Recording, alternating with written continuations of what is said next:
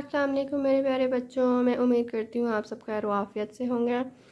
बच्चों, आज जो हमारा उन्वान है वो इख्तिलाफ को ख़त्म करना ही है, लेकिन आज जो हम उसकी मश्क को तफसील से देखेंगे। सबसे पहले हमारा सवाल नंबर 1 है, ज़रा सोच कर बताएं। नंबर 1, अगर आपके दोस्तों के दरमियान इख्तिलाफ हो जाएं तो आप क्या करेंगे। नंबर 2, अगर आपको ये मालूम हो जाए कि आपकी बात गलत है तो आप क्या करेंगे। अच्छा बच्चों, पहले का सवाल का जवाब ये होगा कि अगर आपके दोस्तों के दरमियान में इख्तिलाफ हो जाए तो आप क्या करेंगे। अगर आपके दोस्तों के दरमियान इख्तिलाफ हो जाए तो इस सूरत में एक दूसरे की बात को तवज्जो से सुनकर उस पर गौर करें, इख्तिलाफ की वजह को जानने की कोशिश करें और अगर इख्तिलाफ का हल ना नज़र आए तो किसी बड़े फ़र्द से कहें। ये पहला जो हमारा सवाल है उसका जवाब है। मैंने ये अलग से जो है लिखा भी है, क्योंकि यहाँ पे देखें, यहाँ पे जगह बहुत कम है तो इसका जो पूरा जवाब है वो यहाँ पे नहीं आएगा, इसीलिए मैंने अलग से लिखा है, वहाँ से भी मैं आपको बताऊँगी। अब दूसरा है कि अगर आपको मालूम हो जाए कि आपकी बात गलत है तो आप क्या करें। अगर आपको मालूम हो जाए कि आपकी बात गलत है तो पुरसुकून होकर सोचें, मुस्बत अंदाज में सोचें और अपने ऊपर गौर करें और अपनी गलती मानने की सलाहियत रखें। सलाहियत से मुराद है बच्चों के हमें अपनी गलती जो है मान लेनी चाहिए, उसका इकरार कर लेना चाहिए। इससे कोई छोटा या बड़ा नहीं हो जाता। हमें चाहिए कि हम जितनी जल्दी हो सके मसले को हल करें, जितनी जल्दी हो सके अपनी भी ज़िंदगी आसान करें, दूसरों की भी ज़िंदगी आसान करें। इसलिए हमेशा अपनी गलती मान लेनी चाहिए, हमेशा सच बोलना चाहिए, क्योंकि जो अपनी गलती मान लेगा, जो इंसान सच बोलेगा, जीत हमेशा उसकी होगी और लोग भी उसी का साथ देंगे। जैसा कि बच्चों यहाँ पे मैंने पहले का जवाब लिखा हुआ आप लोगों के लिए आपके सामने है ताकि आपको मुश्किल ना हो। अगर आपके दोस्तों के दरमियान इख्तिलाफ हो जाए तो इस सूरत में एक दूसरे की बात को तवज्जो से सुनकर उस पर गौर करें, इख्तिलाफ की वजह को जानने की कोशिश करें और अगर इख्तिलाफ का हल नज़र ना आए तो किसी बड़े फ़र्द से कहें। इसी तरह ये मैंने सवाल नंबर 2 का जो जवाब है बच्चों वो इधर लिखा है, क्योंकि ये 3 से 4 लाइनों के जवाबात हैं और हमें उधर उन्होंने सिर्फ 1 लाइन दी हुई है। नंबर 2 ये इसका जवाब है। अगर आपको मालूम हो जाए कि आपकी बात गलत है तो फिर पुरसुकून होकर सोचें, मुस्बत अंदाज में सोचें और अपने ऊपर गौर करें। बिल्कुल सही, मैंने जिस तरह आपको पहले भी बच्चों बताया है कि अपनी गलती को फ़ौरन मान लेना चाहिए, इसमें कोई बड़ा या छोटा नहीं हो जाता।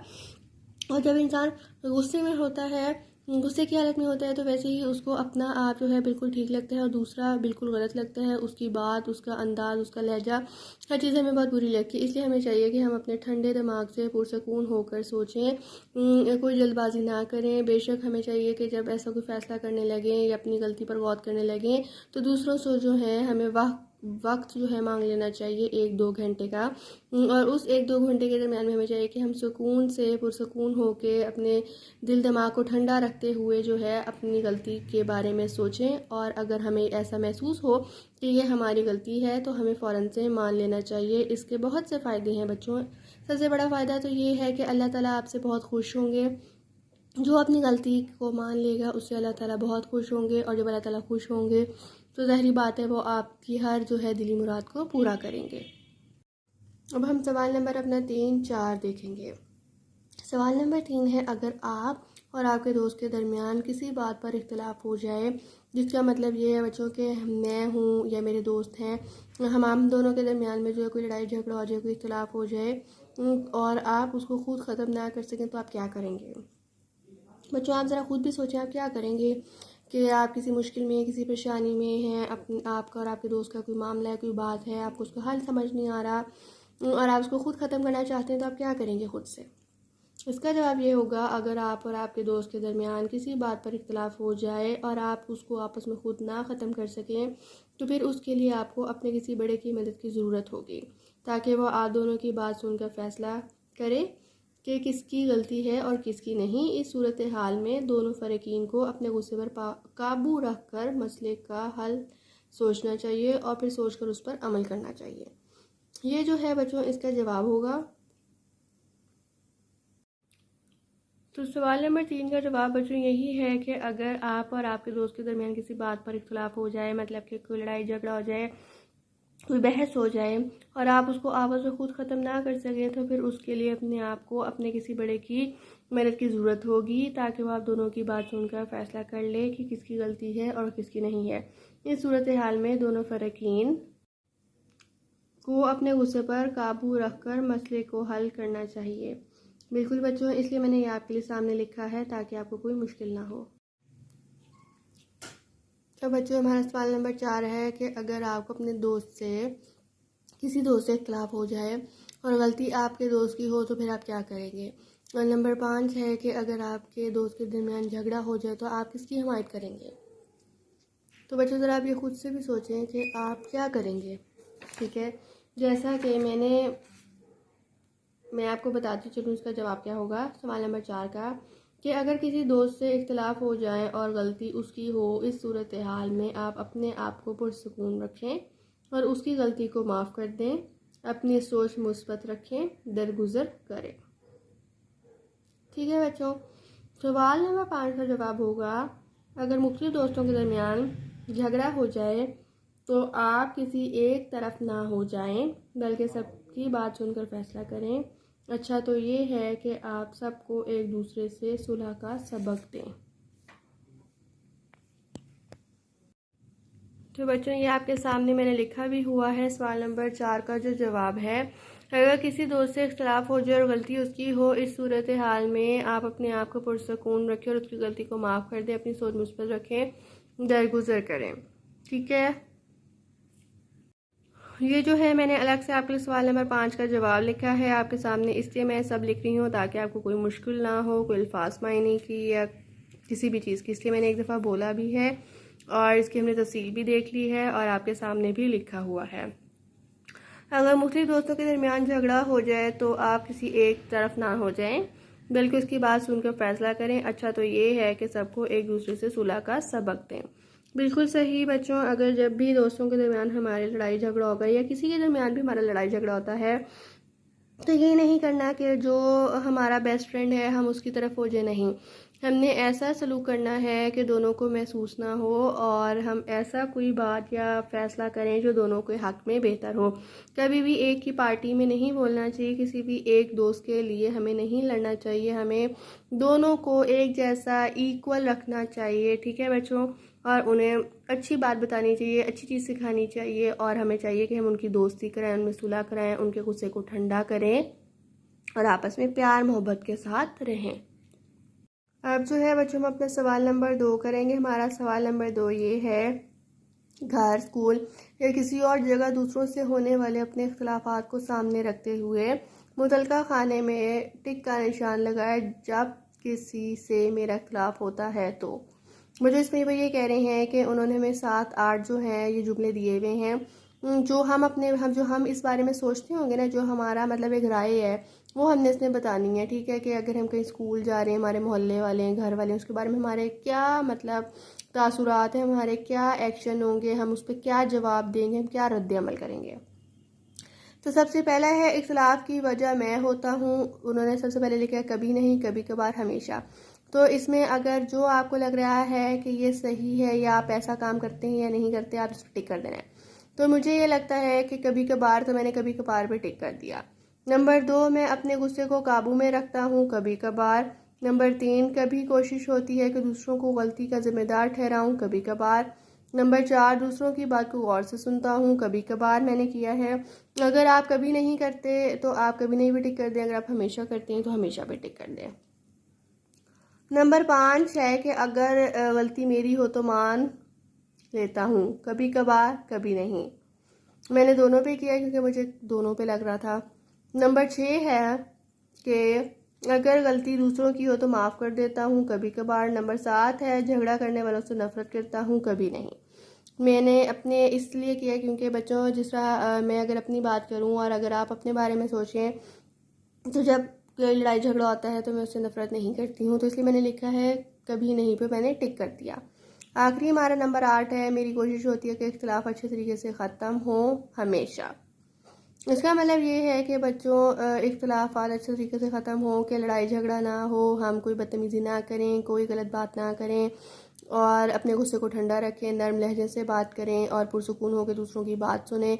और जब अपनी बात को मुकम्मल कर लें उसके बाद हम बोलें और जो है सुलह कर लें, दोस्ती कर लें और मिलजुल कर रहें और जो है दरगुजर करते हैं बुरी बातों को। अगर कोई बात बुरी भी लगी है तो अपना दिल बड़ा करें और उसको माफ़ करें। मेरी यही कोशिश होती है। तो आपने भी बच्चों इसी तरह हमेशा करना है, लड़ाई झगड़ा नहीं करना, बड़ों की बातों के दरमियान में नहीं बोलना, कभी भी अदब करना है, उनका एहतराम करना है, नरम धीमे लहजे में नरम आवाज़ से आपने उनकी बात करनी है। और जब वो बोल रहे हों तो उनकी बात को पूरा मुकम्मल होने दें फिर बोलें।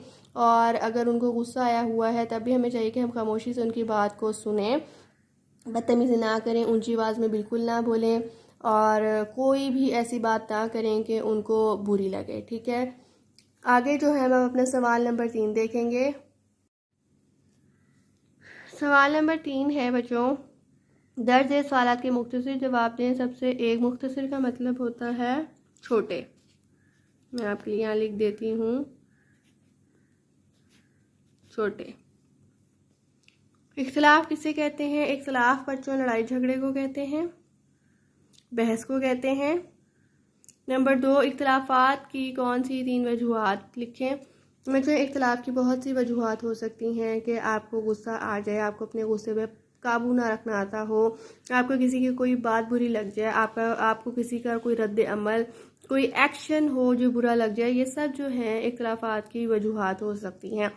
वजह तो बच्चों कोई भी हो सकती है, ठीक है, लेकिन इधर उन्होंने हमें सिर्फ कहा है कि हमने 3 बतानी है। आगे है नंबर 3, ये इन्होंने गलत जो है बच्चों दोनों 2-2 लिखा हुआ है, ये 3 है, इधर एक और आएगा। अगर घर में आप किसी से खिलाफ हो जाए तो कौन ख़त्म कराता है? बच्चों इसका जवाब मैंने लिखा भी है कि घर के बड़े कराते हैं। ठीक है, इससे मुराद ये होता है बच्चों के जो हमारे बड़े होते हैं वो हमारे लड़ाई झगड़ों को ख़त्म कराते हैं। क्योंकि यही कहा जाता है जो बच्चे होते हैं वो नासमझ होते हैं, उनमें इतनी अकल नहीं होती। जो हमारे बड़े होते हैं वो हमसे ज़्यादा ताकतवर भी होते हैं, स्ट्रांग होते हैं, उनमें अकल हमसे ज़्यादा होती है, हमारे से ज़्यादा उनके अंदर बर्दाश्त होती है।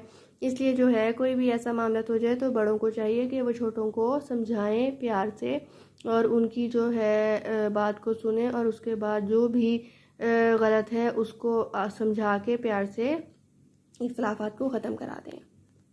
नंबर 4 है, हम इख्तिलाफात को कैसे ख़त्म कर सकते हैं? बिल्कुल बच्चों, हमने इसका जवाब पहले भी पढ़ा था और अपनी किताब में भी पढ़ा है कि हम इख्तिलाफ को इस तरह ख़त्म कर सकते हैं कि हम गुस्सा ना करें और ठंडे दिमाग से सोचें। जब हमें गुस्सा आए तो हम उस टाइम 1-2 घंटे का वक्त लें, उसके बाद सोच के उसको जवाब दें। ठंडे दिमाग से गुस्से की हालत में कोई भी जवाब नहीं देना चाहिए। तो इस तरह जो है हमारे इख्तिलाफात ख़त्म हो जाएंगे। नंबर 5, अगर इख्तिलाफात पर काबू ना पाया जाए तो क्या नतीजा निकलता है? इसका नतीजा जो है बच्चों बहुत बुरा निकलता है। लोगों के घर रिश्ते टूट जाते हैं, दोस्तियां ख़त्म हो जाती हैं। जिस तरह कि अगर आप देखें, अगर आपके 2 दोस्तों के दरमियान में लड़ाई हो रही है, अगर तो आप वो इख्तिलाफ अपना ख़त्म नहीं करेंगे तो ज़ाहिर बात है आपकी जो बच्चों दोस्ती है वो ख़त्म हो जाएगी। आप कभी एक दूसरे से मिल नहीं सकेंगे, बात नहीं कर सकेंगे, देख नहीं सकेंगे, कोई अपनी दिल की ख्वाहिश होगी वो नहीं बता सकेंगे, कोई बात नहीं शेयर कर सकेंगे। ईद का मौका है, कोई खुशी का मौका है, आप उस पर नहीं मिल सकेंगे, मुबारकबाद नहीं दे सकेंगे। और इस तरह जो है हमारे इख्तिलाफात अगर ख़त्म ना होए तो बहुत बुरा होता है। इसलिए हमें चाहिए कि हम सबको मिलजुल कर रहना चाहिए प्यार मोहब्बत से और एक दूसरे का एहतराम करना चाहिए। अब जो है बच्चों हम ये देखेंगे, ये जो येलो बॉक्स में है ना, बराए असातिज़ा, बच्चों पर वाज़िया करें। नंबर 1, रोज़मर्रा ज़िंदगी में इख्तिलाफात होना एक आम बात है। नंबर 2, इन इख्तिलाफात पर कैसे काबू पाया जा सकता है। नंबर 3, अगर इन इख्तिलाफात पर काबू ना पाया जाए तो उनसे क्या मसाइल पैदा हो सकते हैं। बिल्कुल बच्चों, इनके सवाल के जवाब वही हैं जो हमने ऊपर अपने 5 सवालों के जवाब दिए हैं कि रोज़मर्रा ज़िंदगी में इख्तिलाफात होना एक आम बात है। बिल्कुल बच्चों, ये आम बात है। बहुत ज़्यादा हमारे यहाँ लड़ाई झगड़े इख्तिलाफात होते हैं, बदनज़मियाँ होती हैं और एक दूसरे के दिलों में बहुत सी छोटी छोटी बातें होती हैं जिनको हम जो है साफ़ नहीं करते, अपने दिलों को अपने दिलों में ही छुपा के रखते हैं, जो कि बहुत गलत बात है। हमें कोई भी बात दिल में छुपा के नहीं रखनी चाहिए। अगर किसी की कोई बात बुरी भी लगती है तो हमें चाहिए कि हम फ़ौरन जो है उस बात को क्लियर कर लें, वाज़िया कर लें और जो है सुलह कर लें। इन इख्लाफात पर कैसे काबू पाया जा सकता है बच्चों? इसी तरह काबू पाया जा सकता है कि हम ज़्यादा से ज़्यादा एक दूसरे से बात करें, माफ़ करें और अपने दिल में कोई बुग़्ज़ ना रखें, कोई ऐसी बुराई ना रखें जो हमारे रिश्तों को नुकसान पहुंचाए। और नंबर 3 वो यही कह रहे हैं कि अगर इन इख्तिलाफ़ात पर काबू ना पाया जाए तो इससे क्या मसाइल पैदा हो सकते हैं। यही होगा बच्चों के रिश्ते हमारे टूट जाते हैं, हमारी दोस्तियाँ टूट जाती हैं। रिश्ता कोई भी हो सकता है बच्चों, वो माँ बहन का हो सकता है, भाई बहन का हो सकता है, हमारे वालिदैन का हो सकता है, हमारे असातिज़ा कराम का हो सकता है। असातिज़ा कुरान से मुराद है कि जो हमारे उस्ताद टीचर्स होते हैं, जो हमें तालीम देते हैं, उनके दरमियान भी आपका रिश्ता हो सकता है, आपका दोस्तों के दरमियान हो सकता है, आपका कज़न्स के दरमियान हो सकता है। तो अगर हम इख्तिलाफ़ात करेंगे, लड़ाई झगड़े करेंगे और एक दूसरे की बातों को दिलों में रखेंगे और इतना मतलब उसको बढ़ा चढ़ा के इतना लड़ाई झगड़ा करेंगे तो उससे हमारा नुकसान ही नुकसान होगा। क्योंकि बच्चे एक बात याद हमेशा रखना, जब भी इंसान गुस्से की हालत में होता है उसे कुछ नहीं पता होता कि वो सही कर रहा है गलत कर रहा है। लेकिन जब इंसान का गुस्सा ठंडा हो जाता है तो फिर उसे ख्याल आता है उस टाइम कि काश मैं उससे उस टाइम ना लड़ता, काश मैं ये ना करती, काश मैं उस टाइम चुप हो जाती, काश मैं उस टाइम जो है अपना गुस्से को काबू पा लेती। तो लेकिन ये वक्त निकल चुका होता है, अब तब फ़ायदा नहीं होता। हमारे इख्तिलाफ़ात बहुत बढ़ चुके होते हैं, लड़ाई झगड़ा बहुत हो चुका होता है हमारे दिलों में, आपस में हमारे दरमियान की, जिसकी वजह से हम एक दूसरे को माफ़ नहीं कर पाते और जिसकी वजह से जो है हम दूर हो जाते हैं। तो इसलिए जो है, इसलिए हमने ये अपना सबक पढ़ा ताकि हमें ज़्यादा से ज़्यादा पता लग सके, मालूम हो सके कि हमने गुस्सा नहीं करना, हमने लड़ाई झगड़े नहीं करने, हमने लोगों को माफ़ करना सीखना है। क्योंकि अगर हम देखें माशाल्लाह से हमारे जो हज़रत मोहम्मद सल्लल्लाहु अलैहि वसल्लम अल्लाह ताला के आखिरी नबी हैं, वो भी तो उनकी इतनी मिसाल दी जाती है कि उन पे इतने जुल्म सितम हुए, उनके साथ लोगों ने इतना बुरा किया, बहुत कुछ उनके साथ किया गलत, लेकिन उन्होंने हमेशा किसी को बद्दुआ नहीं दी, हमेशा उन्होंने लोगों को माफ़ किया। और अगर अल्लाह ताला की को भी अल्लाह ताला भी यही कहते हैं कि जब भी अगर तुमसे कोई गलती हो जाए अपने बंदों को, वो कहते हैं कि अगर आपसे कोई गलती हो जाए तो तुम मेरे पास फ़ौरन लौट आया करो वापस, मैं जो है तुम्हें माफ़ कर दूँगा।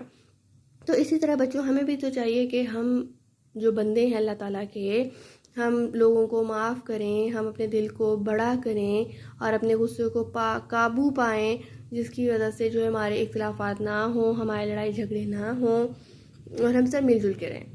तो बच्चों मैं उम्मीद करती हूँ कि आपको ये उन्वान जो है, जो हमारा सबक था, अच्छे से समझ आ गया होगा। आपने इसी तरह इसकी तैयारी करनी है, इसी तरह आपने इसके सवाल के जवाब की तैयारी करनी है, जिस तरह मैंने आपको बताया है, दिखाया है, समझाया है, हमने तफसील से पढ़ा है, लिखा है सब। तो इंशाल्लाह ताला आपके इम्तिहान में बहुत अच्छे नंबर आएंगे। अपना बहुत सारा ख्याल रखिएगा बच्चों। अल्लाह हाफिज़।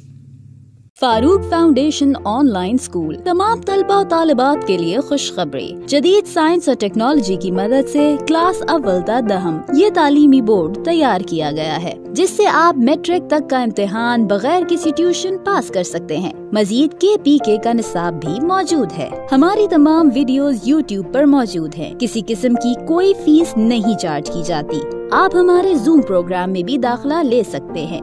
Farooq foundation online school. इसको इस तरह पढ़ना है कि अभी तक हमने फ्रैक्शन के बारे में पढ़ा था कि 1/2 क्या होता है। एज फॉलोज, एक जनरल इक्वेशन हमें बताई गई है फोटोसिंथेसिस की, हम लोग उसको देख लेते हैं। यहाँ पे क्या है, कार्बन डाइऑक्साइड है हमारे पास, इतना इसका, तो फिर ये बन जाता है, ये है सर्कल ही, ठीक है। अगर हम जोड़ देंगे तो ये सर्कल हो जाएगा, लेकिन अभी ये क्या है, हीट उस हीट पर कम तरीक़ों ट्रांसफ़र की हर तरीके मंगवायो थर्मल जो ग्लोमेरुलर फिल्ट्रेट है, यहाँ पर मेन काम होता है कि पानी को अब्जॉर्प्शन का, यानी कि उसकी कंजर्वेशन का मेन काम कहाँ पर होता है, ये ग्लोमेरुलर फिल्ट्रेट यानी वुमेन